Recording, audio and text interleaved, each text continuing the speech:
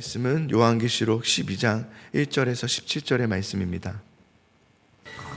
하늘에 큰 이적이 보이니 해를 옷 입은 한 여자가 있는데 그 발 아래에는 달이 있고 그 머리에는 12별의 관을 썼더라. 이 여자가 아이를 베어 해산하게 되매 아파서 애를 쓰며 부르짖더라. 하늘에 또 다른 이적이 보이니 보라, 한 큰 붉은 용이 있어 머리가 7이요 뿔이 10이라. 그 여러 머리에 7 왕관이 있는데 그 꼬리가 하늘의 별 3분의 1을 끌어다가 땅에 던지더라.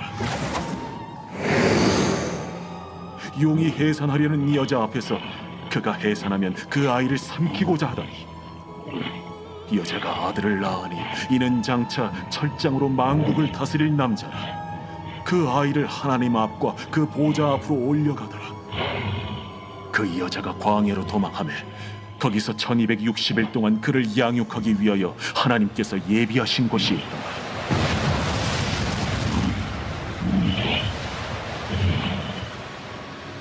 하늘에 전쟁이 있으니 미가엘과 그의 사자들이 용과 더불어 싸울세. 용과 그의 사자들도 싸우라.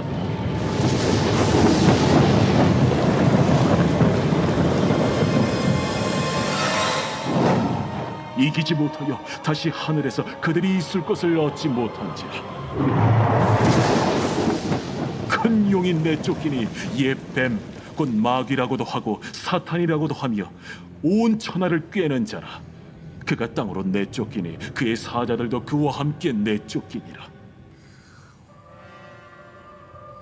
내가 또 들으니 하늘에 큰 음성이 있어 이르되 이제 우리 하나님의 구원과 능력과 나라와 또 그의 그리스도의 권세가 나타났으니 우리 형제들을 참소하던 자, 곧 우리 하나님 앞에서 밤낮 참소하던 자가 쫓겨나고 또 우리 형제들이 어린 양의 피와 자기들이 증언하는 말씀으로써 그를 이겼으니 그들은 죽기까지 자기들의 생명을 아끼지 아니하였다. 그러므로 하늘과 그 가운데 거하는 자들은 즐거워하라.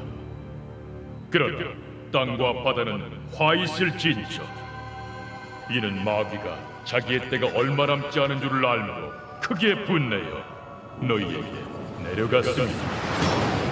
용이 자기가 땅으로 내쫓긴 것을 보고 남자를 낳은 여자를 박해하는지라. 그 여자가 큰 독소리의 2 날개를 받아 광야 자기 곳으로 날아가 거기서 그 뱀의 낯을 피하여 한때와 2때와 반때를 양육받으며 여자의 뒤에서 뱀이 그 입으로 물을 강같이 토하여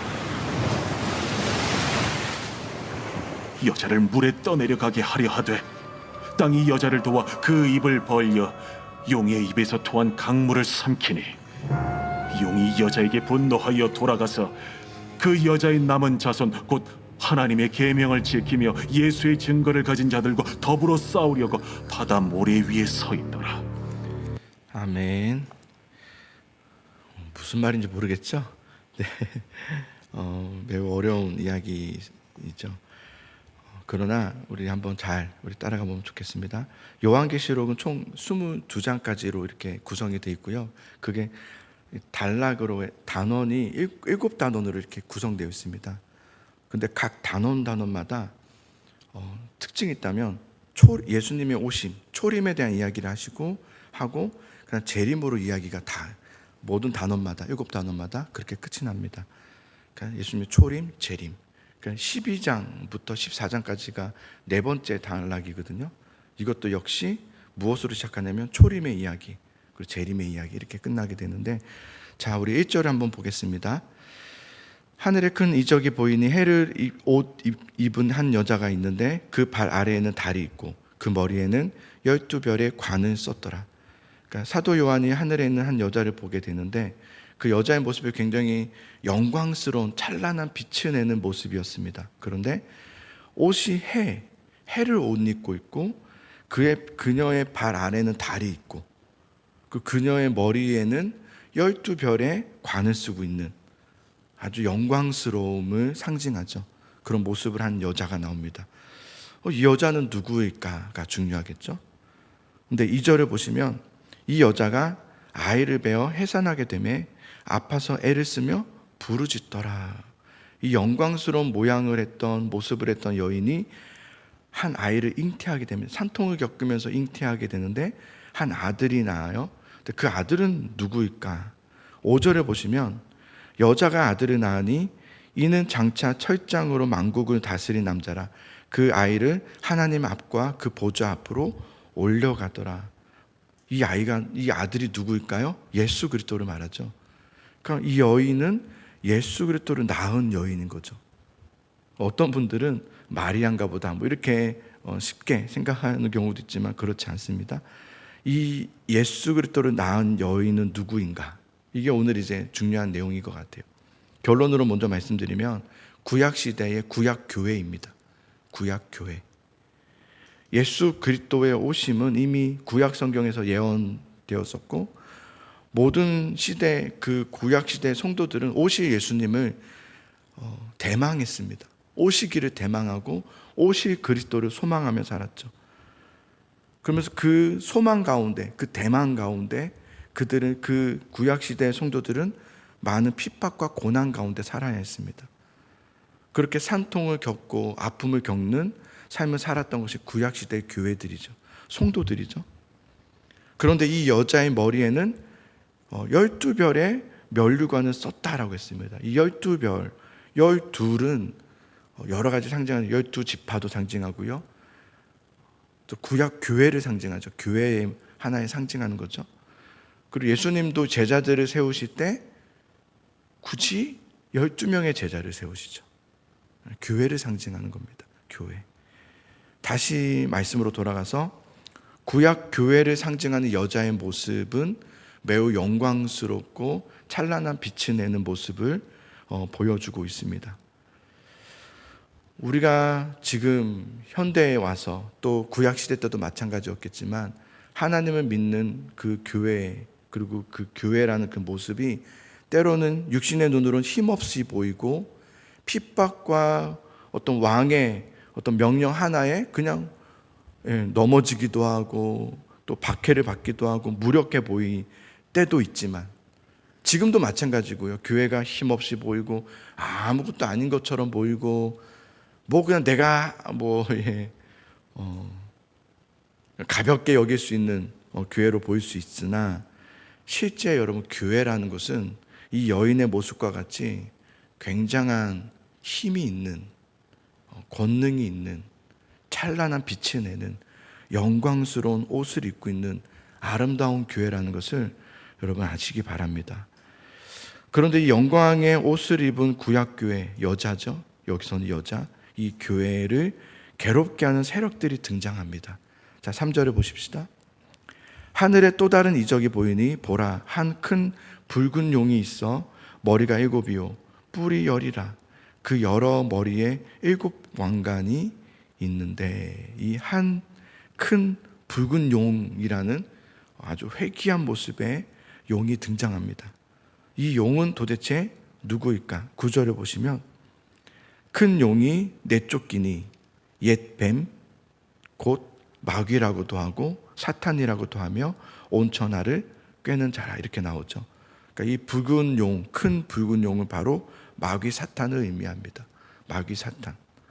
그런데 그의 모습을 보면 용의 그 머리가 7이요 뿔이 10이고 그 여러 머리에는 7 왕관이 있고 그러니까 그림으로 그리면 굉장히 흉측한 징그러운 형상을 하고 있는데요. 이런 7개의 머리, 7개의 면류관 이런 것들은 어떤 걸 의미하냐면 예수 그리스도.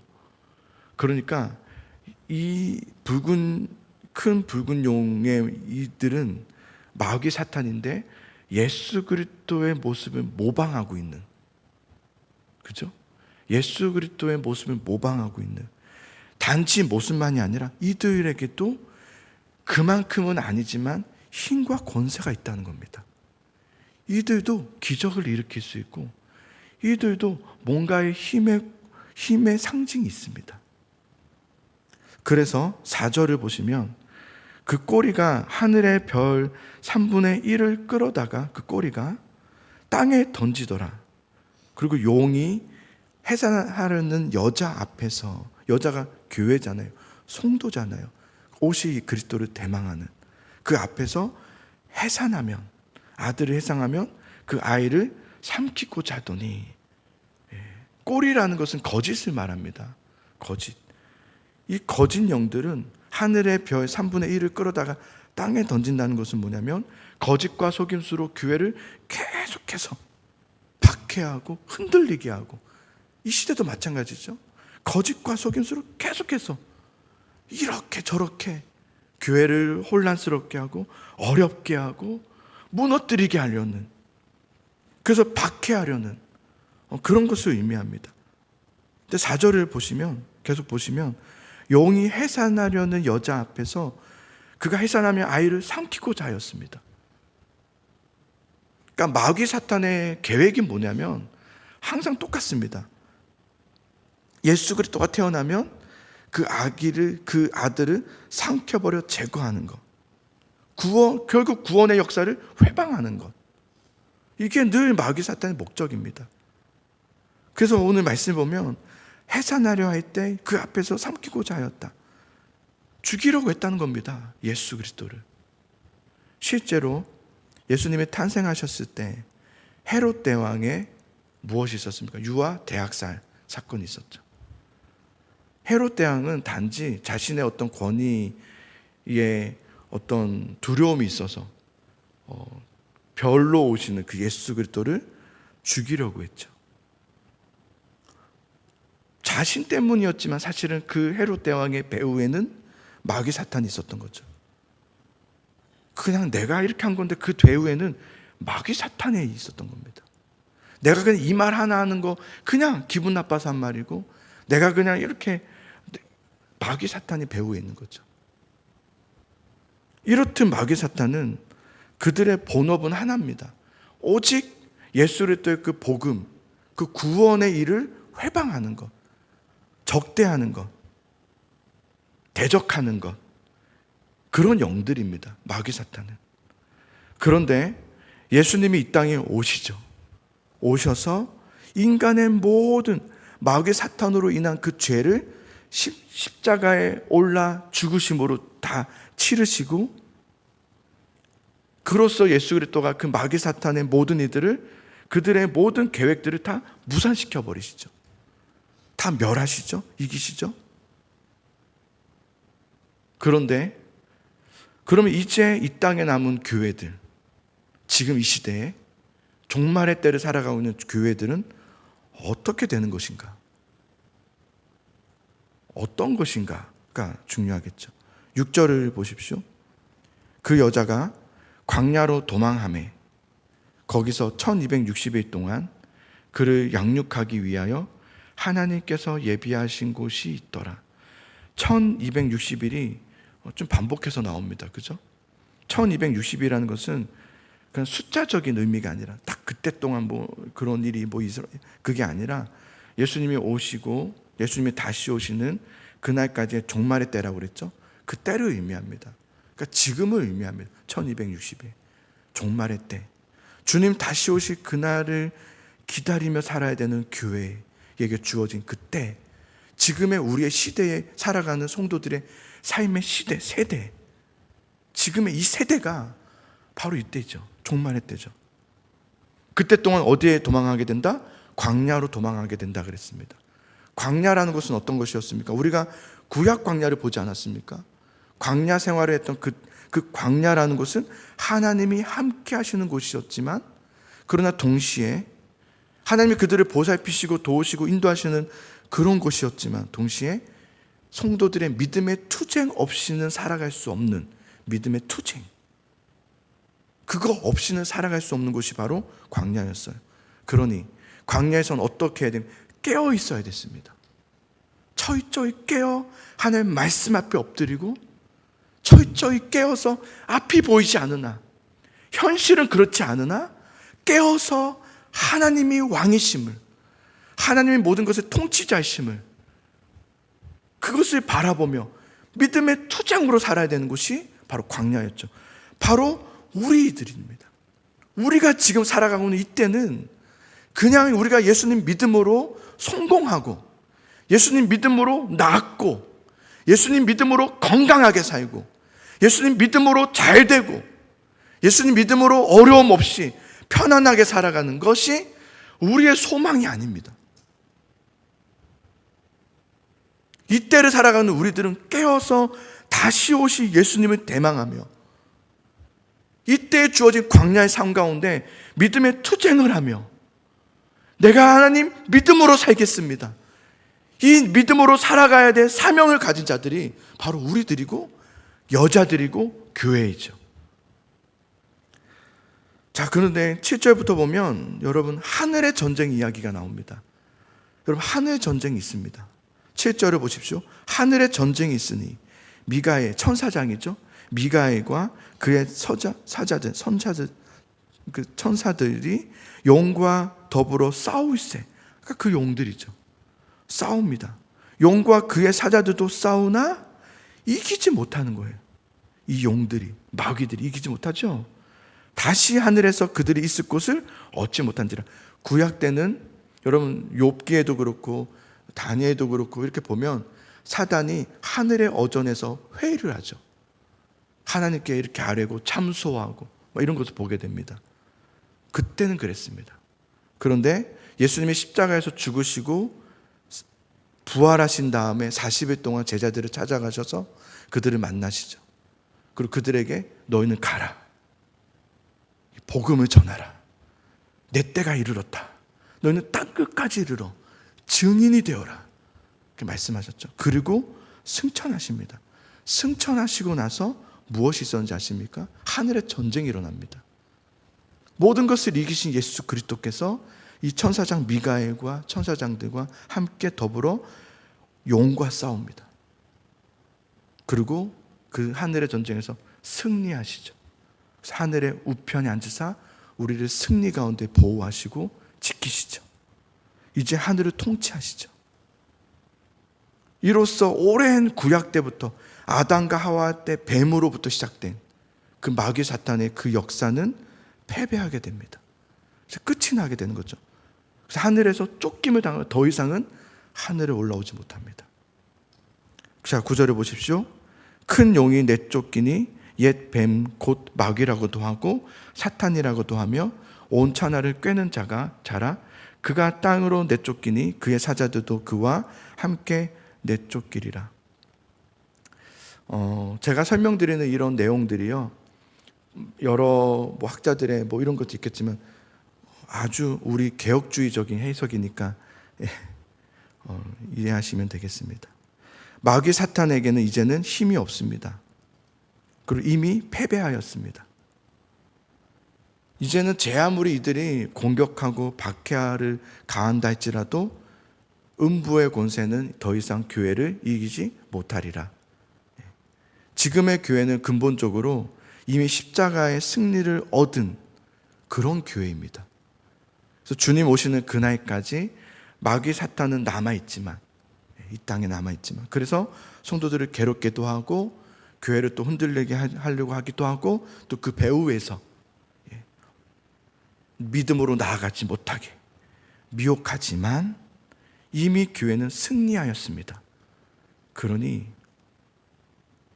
근신하고 깨어서 하나님 말씀에 복종함으로 겸손히 엎드려서 믿음으로 나아갈 때 그것이 곧 마귀를 대적하는 삶이 됩니다. 우리가 마귀야 나가라 이런다고 나가는 게 아닙니다. 우리의 삶에서 그리스도 앞에 복종하며 이 교회의 왕이신 머리이신 예수 그리스도 주님이 하시는 그 일에 내가 마귀의 역할을 하지 않고 하나님의 그 믿음의 자녀로서의 성도로서의 역할을 감당하면서 주여 이 교회를 나를 붙이셨는데 이 교회에 나를 사용해 주소서. 어떤 방해와 어떤 흔들림에 사용하심이 아니라 하나님께서 나를 써주셔서 이 교회에 찬란한 빛을 비추는 주님의 승리가 대적하지 않고 믿음으로 살아내는 하나님의 자녀가 되게 하소서. 이렇게 기도하면서 나아가는 거죠. 그래서 여러분, 말씀과 순종이라고 하는 그 무장을 하고 마귀와 싸워 나가시는, 이미 이긴 이 전쟁에서, 이미 승리의 깃발을 꽂혀 있는 교회 안에서 우리가 승리하며 살아가는 우리 온 성도님들이 될 수 있기를 간절히 소망합니다.